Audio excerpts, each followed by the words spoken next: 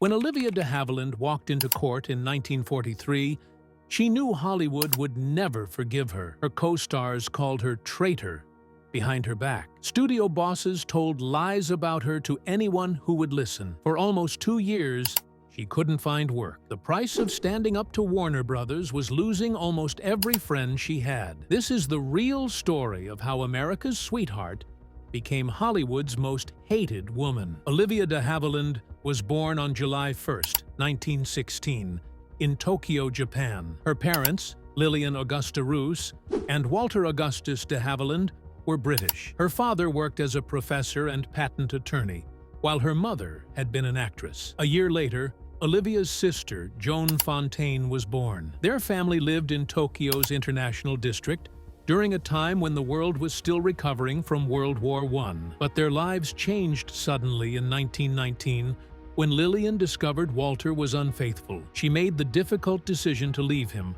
and took both daughters to California. Walter stayed behind in Japan and remained distant for most of their lives. At first, they settled in San Francisco, but Lillian later moved the family to Saratoga, a quiet town south of the city. She believed the warmer weather would be better for her daughter's health. Olivia and Joan grew up without their father, and that absence shaped their childhood. Even without him, Olivia showed determination from a young age. She loved reading and storytelling, small hints of the career that would one day define her. Their last name, de Havilland, came from their family's roots in Guernsey, a small island in the English Channel. That British heritage gave Olivia a sense of identity as she found her way in America. In 1924, when Olivia was 8 years old, Lillian remarried. Her new husband, George Milan Fontaine, was strict and believed in discipline. He set rigid rules and rarely showed warmth. Olivia and Joan were not allowed to take part in extracurricular activities. Fontaine expected complete obedience,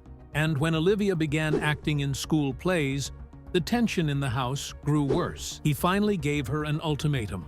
She could give up acting or leave home forever. At just 16, Olivia made a choice that would change her life. She left home and pursued acting on her own. She had already discovered her love for the stage at Los Gatos High School, where she performed in plays like Alice in Wonderland and The Merchant of Venice. She was talented, and even though her stepfather tried to stop her, she never gave up. Then, in 1933, something unexpected happened. Max Reinhardt, a well-known theater director, was producing A Midsummer Night's Dream at the Hollywood Bowl. Olivia was cast as an understudy for the role of Hermia. She was only 18, and it seemed like a small step forward. But just before the premiere, the lead actress and the original understudy both dropped out. Olivia was given the role at the last minute, and when she stepped onto the stage, everything changed.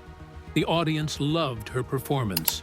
More importantly, Reinhardt saw her potential. Warner Brothers was turning A Midsummer Night's Dream into a film, and Reinhardt insisted Olivia be part of it. The studio agreed and signed her to a 7-year contract in 1934, starting at $200 per week. It was a huge sum for a teenager just starting out. The film, released in 1935, was Olivia's big break. She starred alongside James Cagney and Dick Powell, two actors who were already Hollywood stars. But Olivia wasn't just another newcomer. She had a natural presence on screen, and her performance stood out. It was the beginning of something much bigger. Her breakthrough came in Captain Blood, 1935, a bold move by Warner Brothers during the Great Depression. The studio took a chance on two relatively unknown actors, de Havilland and Flynn, casting them in lead roles. She played Arabella Bishop, the spirited niece of a Jamaican plantation owner,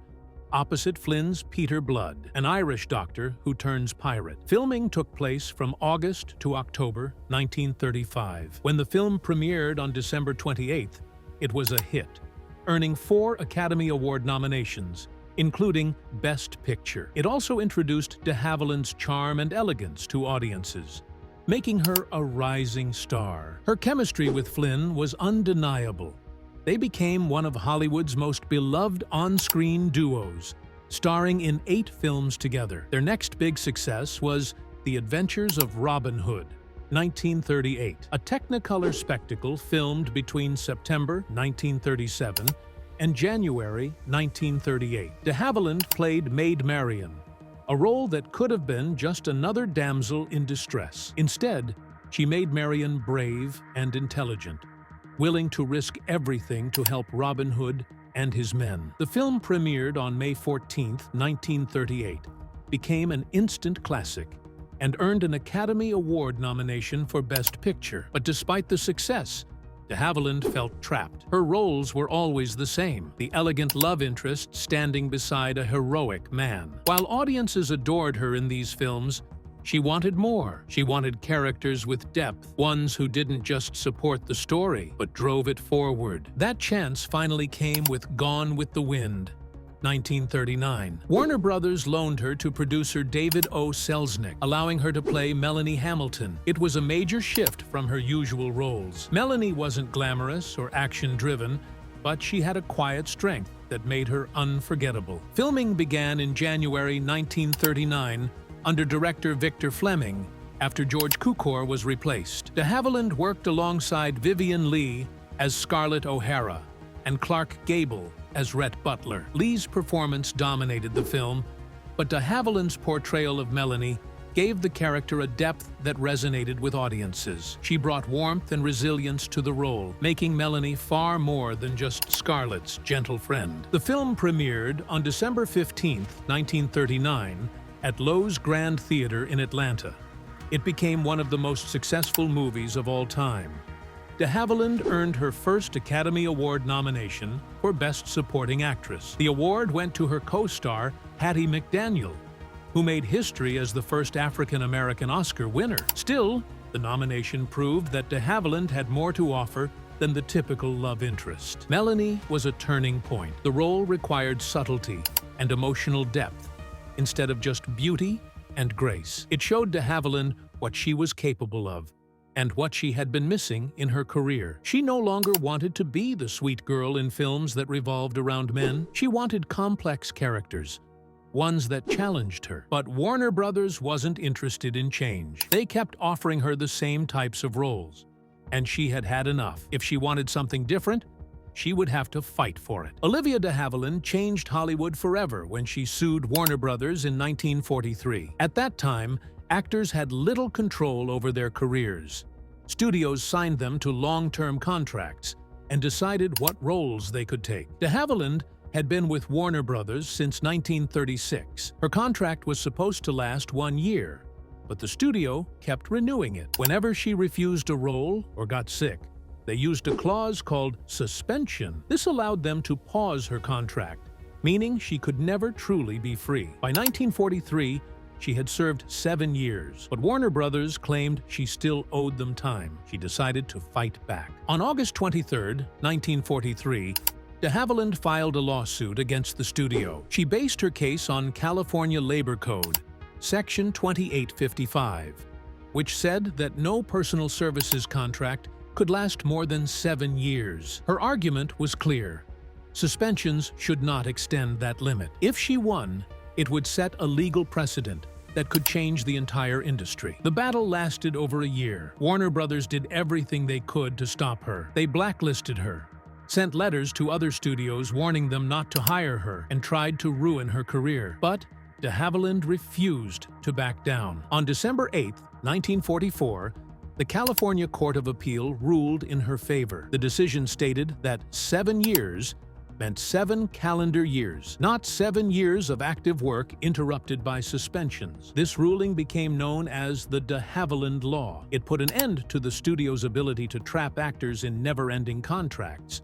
But winning the case came at a cost. De Havilland had spent $13,000 on legal fees, which is about $230,000 today. She had also been out of work for almost 2 years. Many believed her career was over. Then, in 1946, she proved everyone wrong. She signed with Paramount Pictures and took on a role in To Each His Own. Her performance was powerful, and it won her the Academy Award for Best Actress. In just one film, she had gone from blacklisted to an Oscar winner. 3 years later, she won another Academy Award for The Heiress, a film that showed her depth and range as an actress. In between, she starred in The Snake Pit, one of the first Hollywood films to address mental illness. The role earned her another Oscar nomination and solidified her reputation as one of the best actresses of her time. De Havilland's fight made her a hero to many actors who had been trapped in unfair contracts. Even her sister,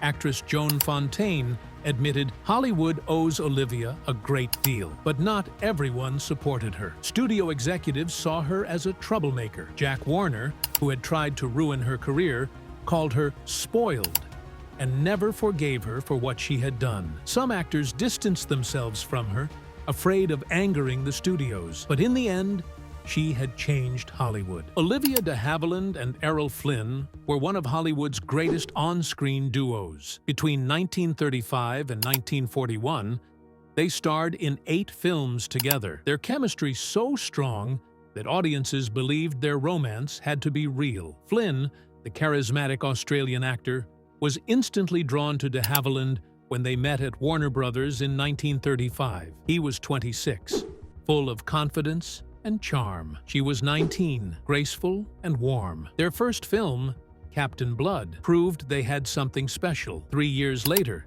the adventures of Robin Hood made them legends. Off-screen, their relationship was complicated. De Havilland admitted she had feelings for Flynn, but refused to act on them because he was married to actress Lily Demeta. He, on the other hand, had no problem confessing his love. At a grand ball in 1937, held for the coronation of King George VI, Flynn told her how much he wanted to be with her. She turned him down and told him to sort out his marriage first. He never did. Years later, he wrote in his autobiography that he had loved her deeply. When de Havilland read it, she was surprised, but touched. Even decades after his death in 1959, she admitted she had never felt their connection was insignificant. Their unspoken love made their films even more captivating. In the beginning, they had mutual respect, but as time passed, things became tense. De Havilland grew frustrated with being typecast as the girl in Flynn's swashbuckling films. She wanted more challenging roles,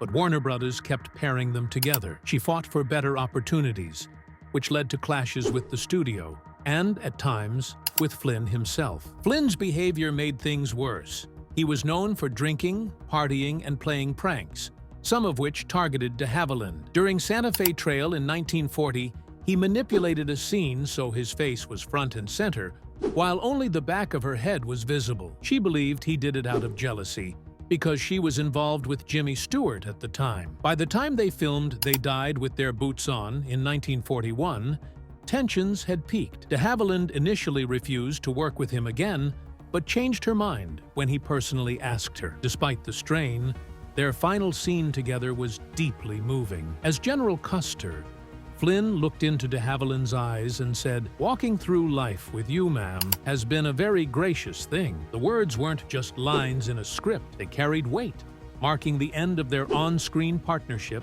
and possibly something more. Olivia de Havilland's love life had just as many twists as the films she starred in. One of the most surprising moments came when she turned down a marriage proposal from Jimmy Stewart. He was one of Hollywood's most admired actors, known for his charm and down-to-earth personality. Their relationship had been a favorite topic in gossip columns, especially after he took her to the Gone with the Wind premiere in 1939. Many thought they would elope, but when he proposed sometime in the late 1930s or early 1940s, she said no. She doubted he was truly ready for commitment. What people didn't know at the time was that de Havilland had already fallen for someone else. Director John Huston had entered her life in 1941 during the filming of In This Our Life. He was nothing like Stewart. He had a sharp mind, a rebellious spirit, and a reputation as a womanizer. He was also married. That didn't stop their affair from unfolding. De Havilland admired his intellect and wit, and they shared a deep connection over their love of art and literature. But their relationship was far from stable. Huston's personal life was messy, and his romantic history was filled with complications. Her decision to turn down Stewart shaped more than just her personal life. In 1946, she was offered the role of Mary Bailey in It's a Wonderful Life, but declined. The thought of working with Stewart so soon after their romance had ended felt too uncomfortable. That same year, Stewart earned an Oscar nomination for the film, while de Havilland won her first Academy Award for To Each His Own. Her love life continued to make headlines. In 1946, she married Marcus Goodrich, a novelist best known for his book Delilah. It wasn't long before cracks began to show. She later discovered through newspapers that he had been married 4 times before her. The marriage became toxic, filled with emotional and physical abuse. One of the most shocking incidents came when Goodrich threw a plate of beefsteak pie across the room in anger, because he had wanted steak and kidney pie instead. For years, she endured his unpredictable outbursts. In 1953, after consulting her minister, she finally sought a divorce, putting her safety and their young son, Benjamin, first. Her second marriage seemed more promising. In 1955, she wed Pierre Galante, a French journalist who worked as an editor for Paris Match. She moved to Paris, where she wrote a memoir called Every Frenchman Has One, which humorously documented her experiences adapting to French culture. They had a daughter named Giselle, and for a time, their life together seemed happy. But by 1962, they separated. Instead of divorcing right away, they remained legally married for 17 more years, finally ending things officially in 1979. Even after their romantic relationship ended, they stayed close. When Galante became ill, de Havilland cared for him until his death in 1998. In 1955, Olivia de Havilland made a bold decision. At 39, she left Hollywood and moved to Paris after marrying Pierre Galante, a French journalist and executive editor at Paris Match. They settled in a 3-story house near the Bois de Boulogne, a quiet retreat far from the pressures of the film industry. This move was more than a personal choice. It was a turning point in her career. Instead of taking every role offered to her, she became selective, choosing projects that suited her evolving artistic vision. One of her most memorable roles during this period came in 1964. She starred in Hush, Hush, Sweet Charlotte, a psychological thriller directed by Robert Aldrich. The film was already making headlines before she even joined the cast. Joan Crawford had originally been chosen to play Miriam, opposite Bette Davis, but behind-the-scenes tensions and illness forced her to drop out. De Havilland stepped in and transformed the role, bringing elegance and quiet menace to a story filled with suspense and betrayal. The film was a success, earning 7 Academy Award nominations. It followed Charlotte Hollis, played by Davis, a woman haunted by the mysterious murder of her lover decades earlier. De Havilland's character played a key role in the film's dark twists, leading to shocking revelations about greed and deception. This performance was a major shift in her career. She had been known for playing romantic leads and noble heroines, but now she was taking on complex roles that showed a different side of her talent. Life in Paris wasn't just about acting. She embraced European culture, became fluent in French, and attended major events like the Cannes Film Festival. She was no longer caught up in the relentless pace of Hollywood. Instead, she shaped her own career, taking only the roles that truly interested her. By the 1970s, the film industry had started favoring younger actresses, but de Havilland wasn't ready to step away. She transitioned into television and theater, finding new ways to showcase her talent. In 1986, she starred as Dowager Empress Maria Feodorovna in Anastasia, The Mystery of Anna, a television miniseries that earned her widespread acclaim. Television gave her the chance to take on historical and dramatic roles that Hollywood was no longer offering to women of her generation. She also returned to theater, a passion she had pursued earlier in her career. In the 1950s, she had performed on Broadway in Romeo and Juliet and Candida, proving her range beyond film. Now, as she moved into the later years of her career, stage work allowed her to connect with audiences in a more intimate way. Her shift to television and theater wasn't just a career decision. It also gave her more time for family. Living in Paris provided stability as she raised her 2 children, Benjamin Goodrich from her first marriage, and Giselle Galante from her second. While many of her peers struggled to balance their careers with their personal lives, She managed to do both. Even after retiring from acting in the late 1980s, her legacy continued to grow. In 2017, at the age of 101, she received one of the greatest honors of her lifetime. Queen Elizabeth II named her Dame Commander of the Order of the British Empire, making her the oldest recipient of the title. She called it the most gratifying of birthday presents, as it came just days before she turned 101. Because of her age, she couldn't travel to London for the ceremony, so the honor was presented at the British Embassy in Paris. Over the years,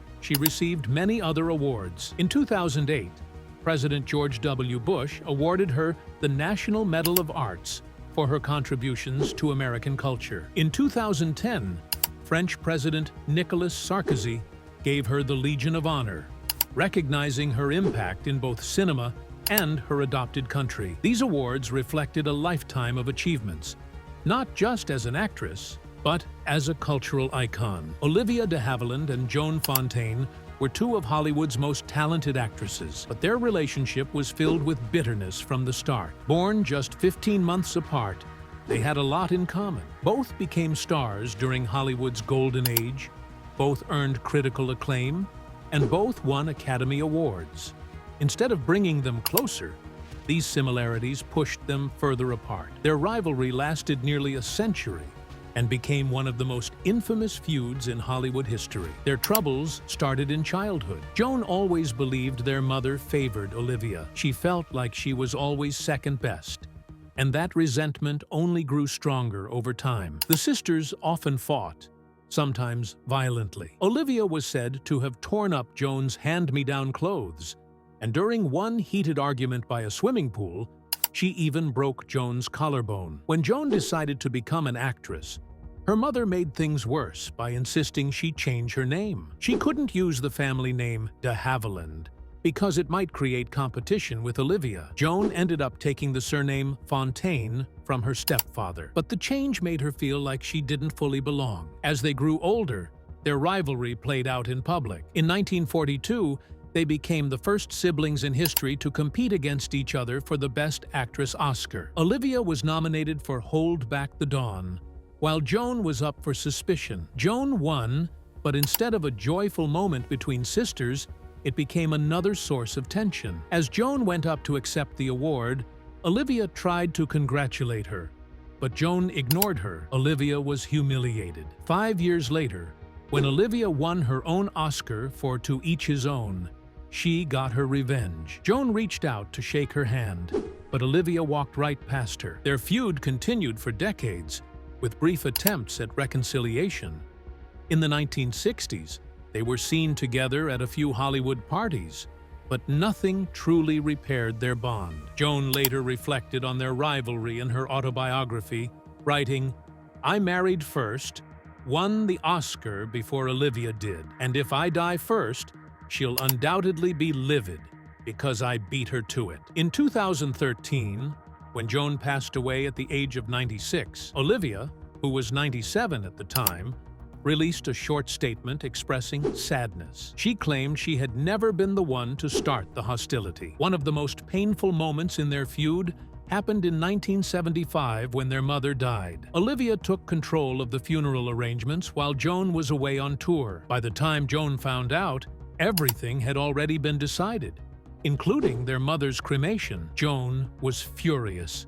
She claimed Olivia never told her about their mother's death, and that she had to find out from a third party. At the funeral, the sisters didn't speak to each other at all. Their relationship only got worse after that. Joan later discovered that her daughters had secretly stayed in contact with Olivia. Feeling betrayed, she distanced herself from her own children. Olivia, on the other hand, always insisted she had acted with love, though she admitted she had been defensive at times. Their rivalry wasn't just personal. It followed them in their careers. They didn't rely on family connections to succeed, and they both worked hard to make names for themselves. But they often competed for roles, and even their personal lives became part of their feud. Joan married actor Brian Aherne, who had previously dated Olivia. Many saw it as a calculated move meant to get under Olivia's skin. In 2017, Olivia de Havilland sued FX Networks and Ryan Murphy Productions over her portrayal in Feud, Bette and Joan. The series focused on the legendary rivalry between Bette Davis and Joan Crawford. Catherine Zeta-Jones played de Havilland, who was 101 years old at the time. She had built a reputation as one of Hollywood's most dignified figures, but the show depicted her as someone who spread gossip and made harsh comments about other stars. One scene showed her calling her sister, Joan Fontaine, a bitch, a word she never used. She had actually called her a dragon lady, which she felt was completely different. Her lawsuit argued that FX had used her name and likeness without permission. She claimed the series included false scenes like a made-up interview at the 1978 Academy Awards. She had spent decades avoiding Hollywood gossip, and now a TV show was making her look like someone she wasn't. Her lawyers warned that if this kind of portrayal was allowed, it could harm other public figures in the future. The case gained national attention when it reached the California Court of Appeal in 2018. The judges ruled in favor of FX, saying Feud was protected by the First Amendment. They decided the show was a creative work that dramatized history rather than strictly following facts. The court stated that public figures could not control how they were portrayed. This ruling set an important legal precedent, making it clear that filmmakers had the right to take creative liberties when telling true stories. For de Havilland, the loss was devastating. In March 2018, the U.S. Supreme Court refused to review the case, bringing her legal fight to an end. She was also ordered to pay FX's legal fees. Some saw the ruling as a victory for artistic freedom, while others felt it left celebrities vulnerable to misleading portrayals. De Havilland was deeply disappointed. She believed the decision ignored her rights and created a dangerous situation for other public figures. On July 26, 2020, Olivia de Havilland passed away in her sleep at her home in Paris. She died of natural causes at 104, marking the end of an era. Tributes poured in from around the world. The Academy of Motion Picture Arts and Sciences called her an immeasurable talent. Actor Jared Leto described her as a class act who opened doors for so many. Her death was more than the passing of a great actress. It was a moment in history. Hollywood's golden age had lost one of its last great figures, but Olivia de Havilland was never just a star from the past. She was a fighter, a pioneer, and a woman who shaped the industry in ways few could. Her films, her legal victories, and her indomitable spirit live on, inspiring generations of actors and audiences alike.